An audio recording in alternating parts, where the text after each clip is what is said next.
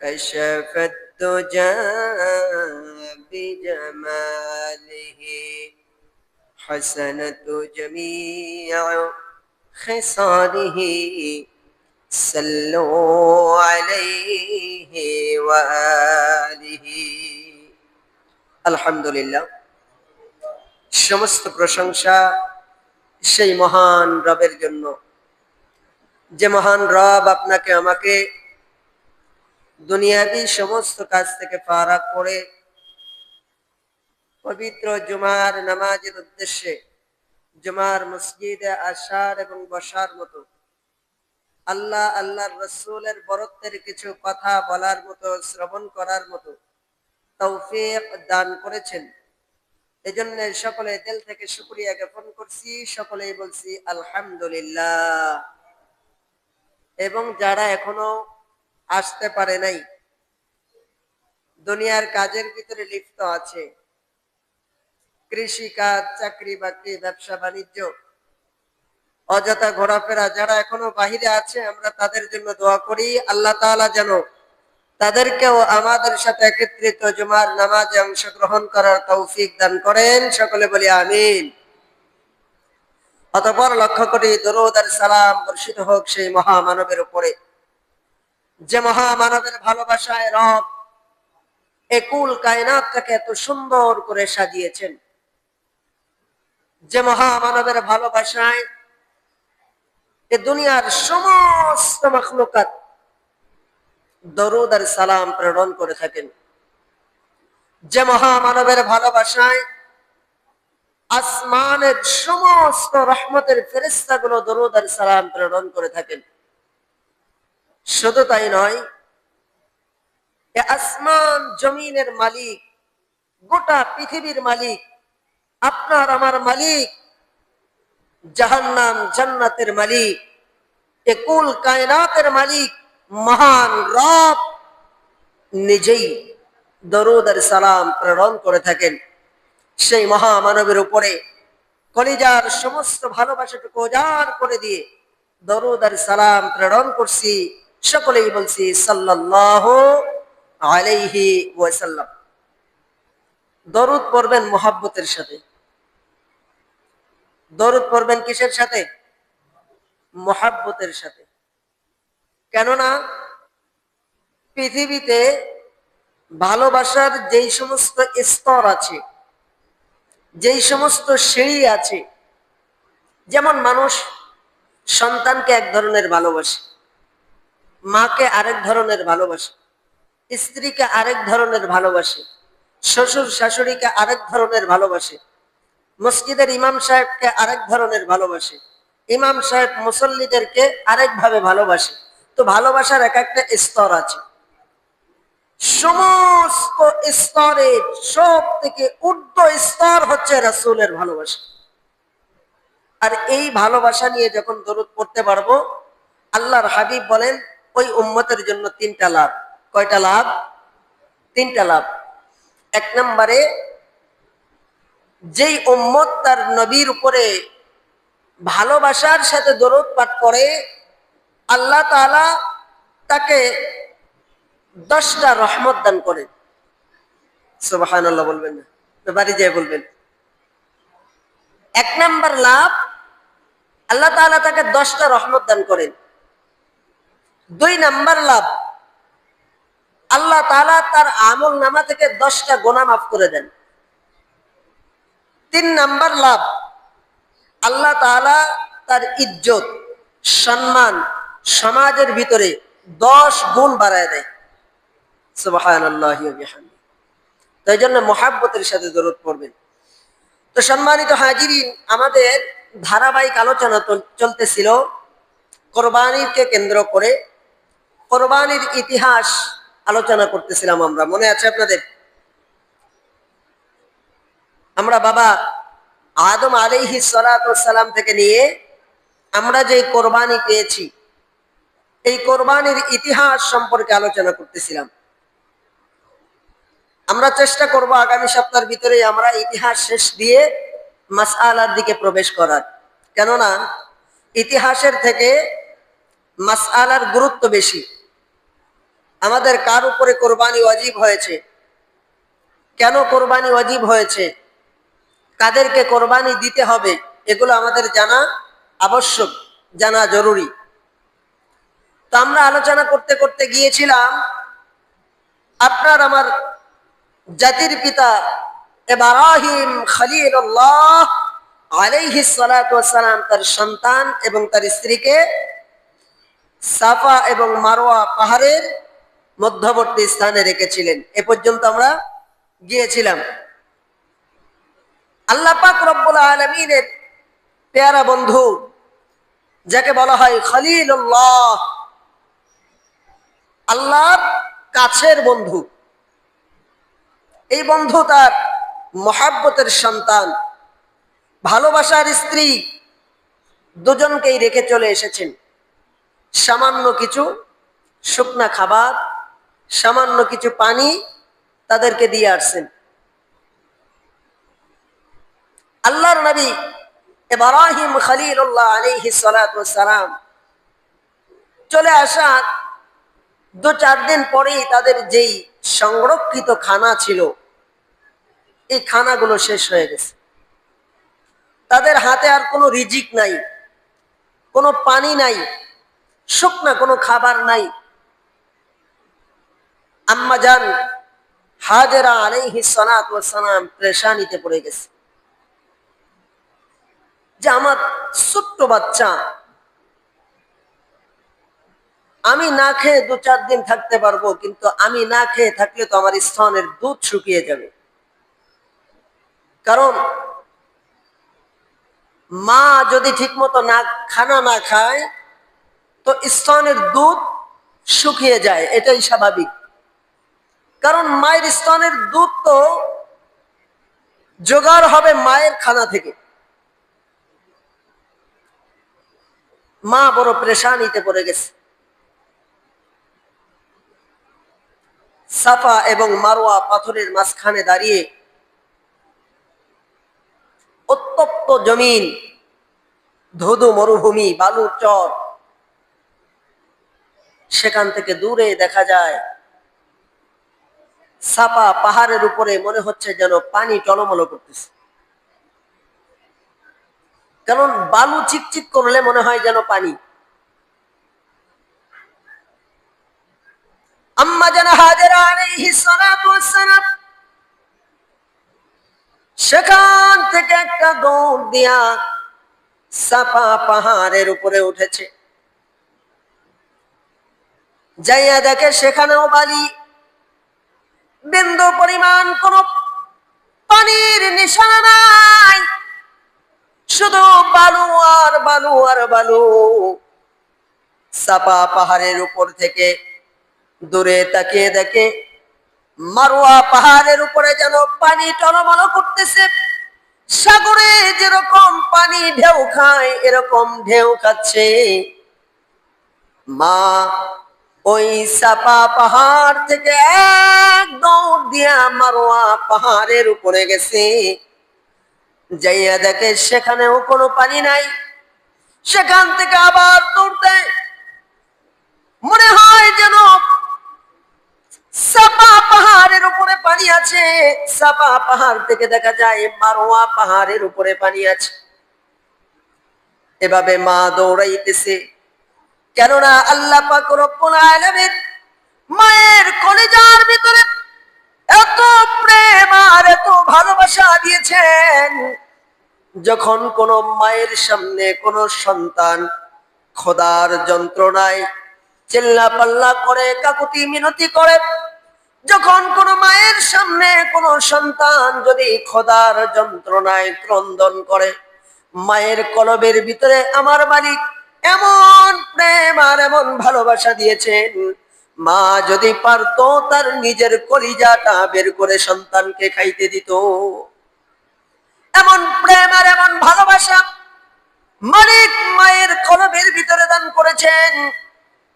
আম্মা জান হাজেরা আলাইহিস সালাতু ওয়াস সালাম একবার সাফা পাহাড়ে দৌড়ায় আর একবার মারওয়া পাহাড়ে দৌড়ায়। এভাবে একবার নয়, দুইবার নয়, তিনবার নয়, 7 বার সাফা পাহাড়ে গেছেন। 7 বার মারওয়া পাহাড়ে গেছেন। আমার আরশের মালিক আল্লাহ আসমানে বসে বসে এই প্রেম খেলাগুলো উপভোগ করতেছেন।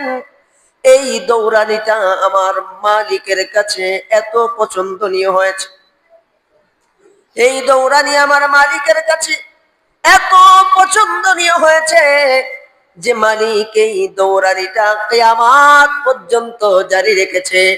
আজও যদি কোনো হাজী সাহেব হজ করতে যায়, তাকে সাফা মারওয়া পাহাড়ে দৌড়ানো না পর্যন্ত হজ পরিপূর্ণ হয় না।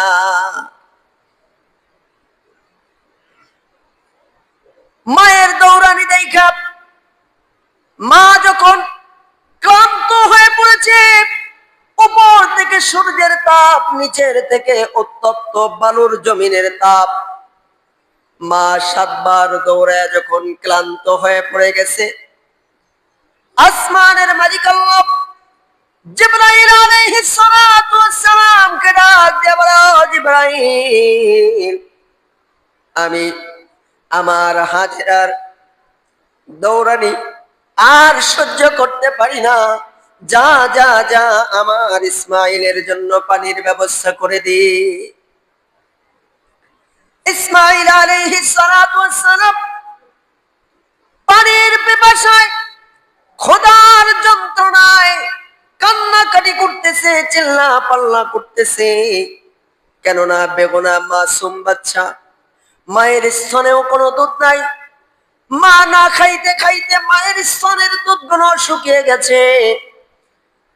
আল্লাহ পাক রব্বুল আলামিন ইসমাইল আলাইহিস সালাতু ওয়াস সালামের পায়ের গোড়ালির আঘাতের স্থান থেকে জিবরাইল আলাইহিস সালাতু ওয়াস সালাম খনন করে এমন এক পানির কুয়া বানিয়ে দিলেন।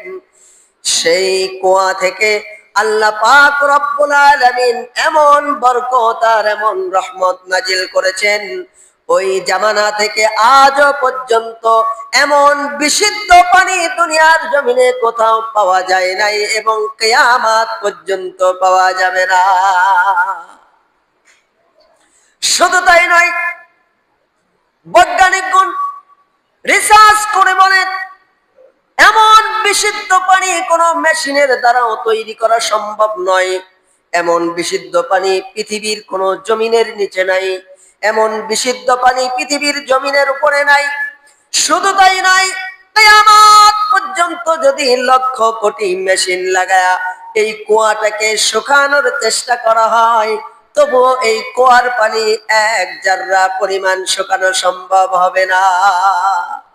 আমার আল্লাহ পাক রব্বুল আলামিন এমন রহমত আর বরকত এই কুয়ার ভিতরে নাজিল করেছেন, যেটাকে আমরা চিনি জমজম কূপ।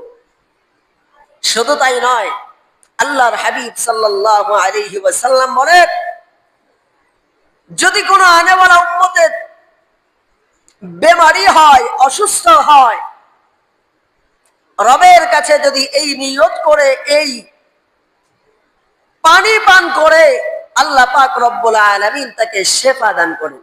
সুবহানাল্লাহ। তোমরা সেদিকে যাব না।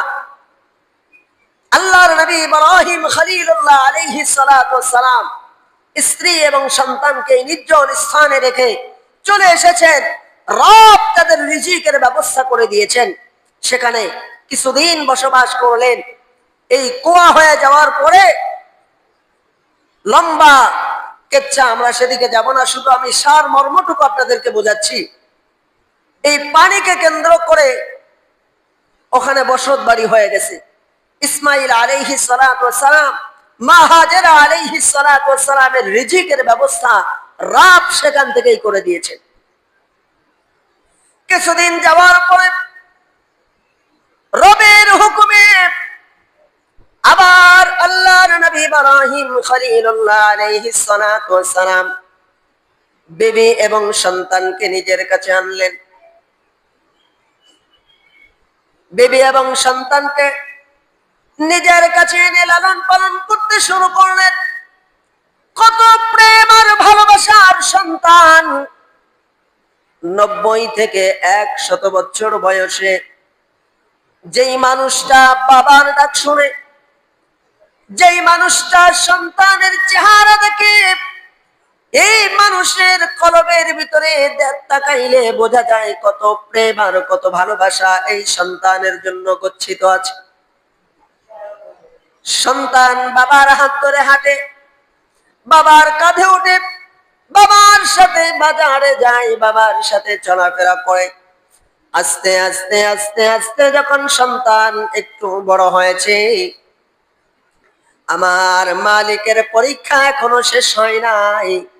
আমি আলোচনার শুরুর সপ্তাহে বলেছিলাম যে আল্লাহ পাক রব্বুল আলামিন যত নবী রাসূল এ দুনিয়ার জমিনে পাঠিয়েছেন, বাবা আদম আলাইহিস সালাতু ওয়াস সালাম থেকে নিয়ে ঈসা রূহুল্লাহ আলাইহিস সালাতু ওয়াস সালাম পর্যন্ত সমস্ত নবী রাসূলের ভিতরে সব থেকে বেশি পরীক্ষা আল্লাহ পাক রব্বুল আলামিন আপনার আমার জাতির পিতা ইব্রাহিম খলিলুল্লাহ আলাইহিস সালাতু ওয়াস সালাম কে নিয়েছে। আর আমরা তো সামান্য একটু পরীক্ষায় পড়লেই হায় হায় হতাশাগ্রস্ত হয়ে যায়। আমার কি হলো, আল্লাহ কি আমারে দেখে না? একটু অসুস্থ হইলেই কাত হয়ে পড়ি, কি হলো? এই হায় হায় শব্দ ভিতর থেকে বের করতে হবে। রব বলেন وَلَنَبْلُوَنَّكُمْ بِشَيْءٍ مِّنَ الْخَوْفِ وَالْجُوعِ وَنَقْصٍ مِّنَ الْأَمْوَالِ وَالْأَنفُسِ وَالثَّمَرَاتِ وَبَشِّرِ الصَّابِرِينَ।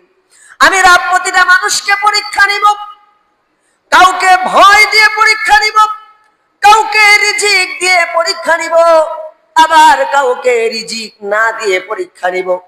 কাউকে অসুস্থ করে পরীক্ষা নিব, কাউকে আবার সুস্থ করে পরীক্ষা নিব, কাউকে বিপদগ্রস্ত করে পরীক্ষা নিব, কাউকে জেলখানার ভিতরে ঢুকায়া পরীক্ষা নিব, কাউকে সমাজের চাপে ফেলে পরীক্ষা নিব। হয় না? পরীক্ষা হয় না? অনেক সময় দেখবেন যে সমাজের ভিতরে আপনি হকের উপরে আছেন, হকের উপরে অবিচল আছেন, কিন্তু যারা বাতিল আছে তারা আপনাকে জাপটে ধরবে, তারা আপনাকে অপমান করতে চাইবে, অপদস্থ করতে চাইবে, তারা আপনাকে দাবিয়ে দিতে চাইবে।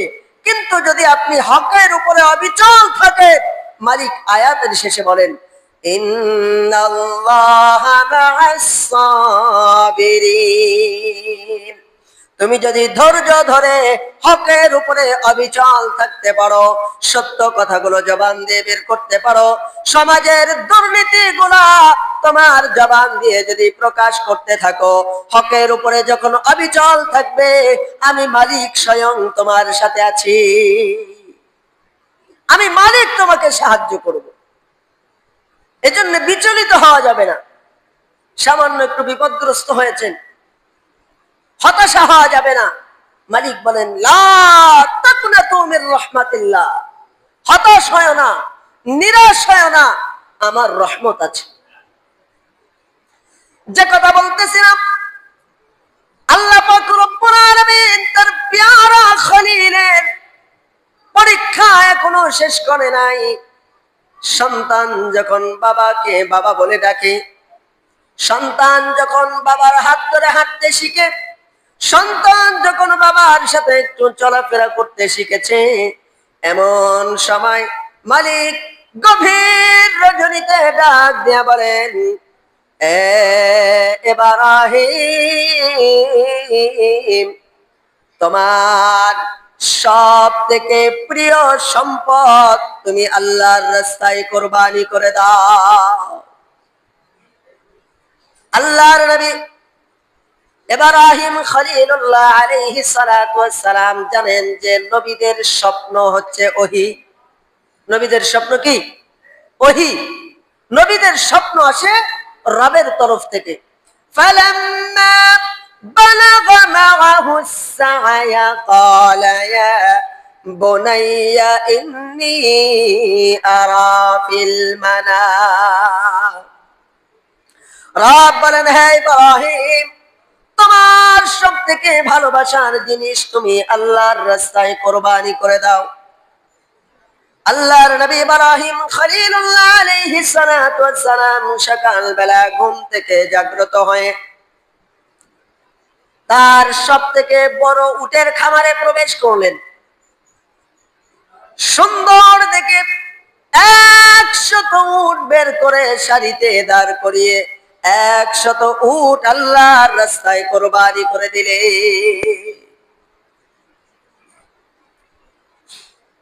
দ্বিতীয় রজনীতে আবার রব ডাক দিয়ে বলেন, ইব্রাহিম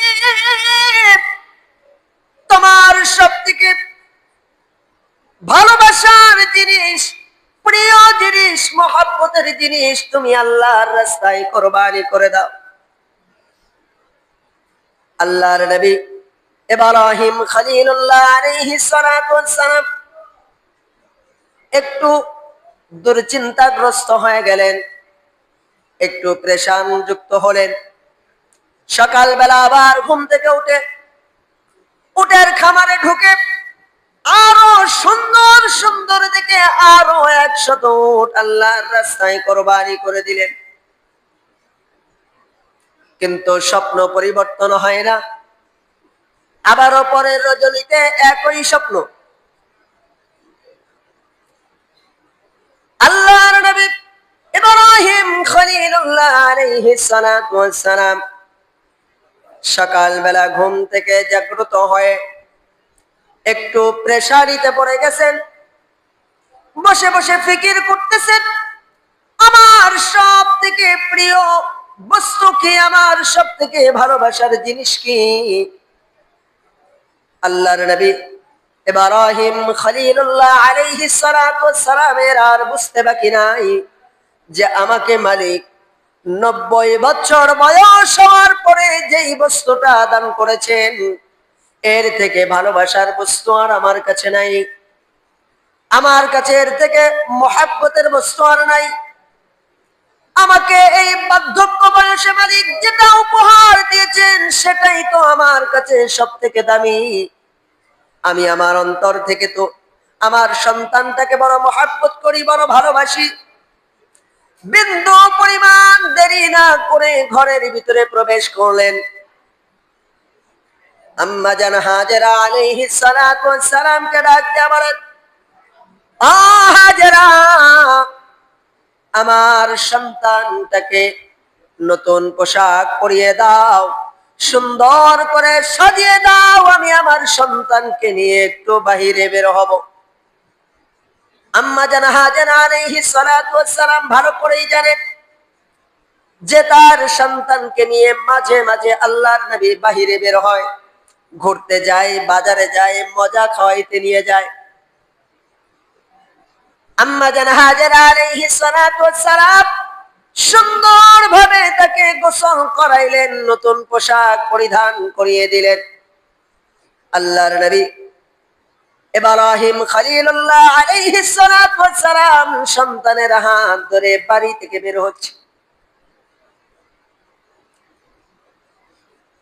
আমার রব তো আসমান থেকে খুশি। রবের কলবের ভিতরে, রবের মনের ভিতরে আনন্দের জোয়ার বইতেছে। আমার ইব্রাহিম আমার পরীক্ষায় উত্তীর্ণ হবে। কিন্তু রব খুশি হইলে কি হবে? আরেকজন তো বেজার। তার নাম কি? নাম কি? আমার কথা বুঝতেছেন না আপনারা? বেজার কে? মিস্টার ইবলিস। সে তো রব খুশি হয় এমন কোন কাজ আপনাকে করতে দিবে না। রব যেই কাজে খুশি হয় এই কাজে মিস্টার ইবলিস আপনাকে যাইতে দিবে না। সে তার শরীরের পুরো শক্তি উজাড় করে দিয়ে আপনাকে বাধাগ্রস্ত করার চেষ্টা করবে। মালিক বলেন, আদুউম মুবিন, তোমাদের প্রকাশ্য শয়তান, প্রকাশ্য দুশমন মিস্টার ইবলিস। আল্লাহর নবী ঘর থেকে বের হওয়ার পরেই বড় জুব্বা পরে, পাগড়ি পরে, বড় মুফতি সাহেব সেজে আম্মা জান হাজেরা আলাইহিস সালাতু ওয়াস সালামের কাছে আসছে। ও হাজেরা, তুমি কি জানো তোমার সন্তানকে কোথায় নিয়ে যাচ্ছে ইব্রাহিম? আম্মা জান হাজেরা আলাইহিস সালাতু ওয়াস সালাম বলেন, আমার সন্তানকে নিয়ে আমার স্বামী বাহিরে বের হচ্ছে, হয়তো কোথাও বেড়াইতে যাবে, বা কোথায় দাওয়াত খাইতে যাবে, বা সন্তানকে নিয়ে একটু ঘুরতে মন চাইতেছে, সেখানে যাবে। মিস্টার ইবলিস ডাক দিয়া বলে, হাজেরা, না না না, তুমি জানো না, তোমার সন্তানকে জবাই করার জন্য তোমার স্বামী ঘর থেকে বের করে নিয়ে যাচ্ছে। আম্মা জান হাজেরা আলাইহিস সালাতু ওয়াস সালাম বলেন, আমি কোশ্চিন কালেও বিশ্বাস করি না যে আমার স্বামী, যেই নাকি 90 বছর বয়স হওয়ার পরে সন্তানের জবান থেকে বাবা ডাক শুনেছে, আব্বা ডাক শুনেছে, এই আব্বা তার সন্তানকে জবাই করবে, এটা আমি কোশ্চিন কালেও বিশ্বাস করি না। মিস্টার ইবলিস বলে, হ্যাঁ জবাই করবে। আম্মা জান হাজেরা বলে, না করবে না। মিস্টার ইবলিস বলে করবে, আম্মা জান বলে না করবে না। এভাবে তর্কতর্কি চলতেছে। এক পর্যায়ে মিস্টার ইবলিস রাগান্বিত হয়ে বলে, ও হাজেরা, তুমি জানো না আল্লাহ তোমার স্বামীকে হুকুম করেছে বিধায় তোমার সন্তানকে জবাই করবে। অনেক সময় দেখা যায় যে নাটক, সিনেমা বা কোর্ট আদালতে যখন দেখবেন যে বিচারকরা কথা জিজ্ঞাসা করে, তো কথার পেছে পেছে দেখবেন যে সত্য কথা বেরিয়ে আসে, আসে না? কথার পেছে পেছে কথা বলতে বলতে একসময় রাগ করে বলে, আগুন ও দেয় নাই, আগুন আমি দিছিলাম, বলে কিনা? তো মিস্টার ইবলিসের জবান দিয়ে সত্য কথা বের হয়ে গেছে যে আল্লাহ তোমার স্বামীকে হুকুম করেছে তোমার সন্তানকে জবাই করার জন্য, এজন্য সে নিয়ে যাচ্ছে। আম্মা জান হাজেরা আলাইহিস সালাতু ওয়াস সালাম সাথে সাথে পাথর হাতে নিয়েছেন। ইবলিসকে বলে, ও ইবলিস, শুনে নাও শুনে নাও শুনে নাও, আমার মালিক যদি আমাকে এরকম আরো 1000 ইসমাইল আমার গর্ভে দিত, আর আমার আল্লাহ যদি আমাকে বলতো, হাজেরা, তোমার সন্তানকে আমার বড় পছন্দ হয়েছে, তোমার সন্তানগুলোকে আমার রাস্তায় কোরবানি করে দাও, আমি হাজেরা আমার 1000 সন্তান আমি আল্লাহর রাস্তায় কোরবানি করে দিতাম।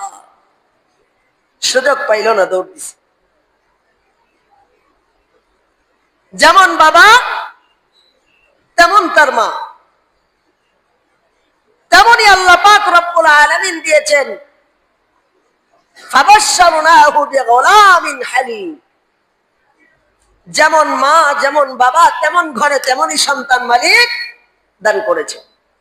দৌড়ায় গেছেন, ও ইসমাইল, তুমি কি জানো তোমাকে কোথায় নিয়ে যাচ্ছে?